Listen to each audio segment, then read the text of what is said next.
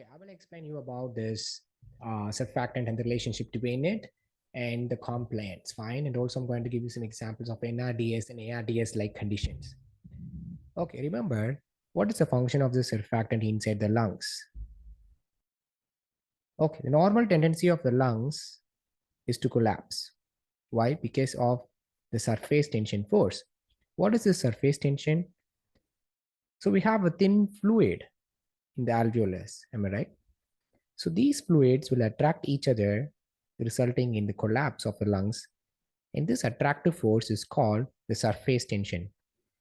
And this surface tension is decreased by some phospholipids. So think of some like yellow ones here. So the phospholipids all over this thin film of fluid is going to decrease the surface tension, and this is called a surfactant.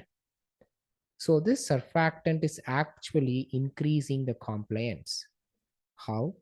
So the compliance means, for example, this is the vessel wall or say the alveolar wall. If this is stretched to this extent, and this is called the compliance, how easily an alveolar wall is stretched. This is called the compliance. And once you stretch, it recoils back, am I right? And this is called the elastic recoil or say the elasticity. So you worry about the compliance here, how easily the alveolar wall is stretched. Fine. So here is the pathology I'm showing you. For example, say prematurity. Let's discuss about prematurity. So this prematurity, there is deficiency of surfactant inside the alveolus. So the surface tension will be very high, and this results in collapse of the alveolus. Right? That's why in prematurity, the condition which is called NRDS develops in the patients. And other conditions called ARDS.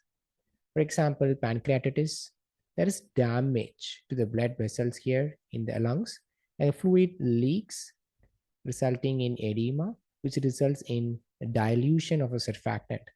So dilution of a surfactant results in the collapse of the alveolus because of the increase in surface tension force. Now do you get it?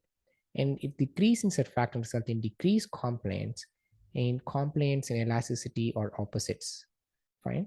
And what about the phospholipids? I said phospholipids are nothing but the surfactant. Okay. Now are you clear? See you next session.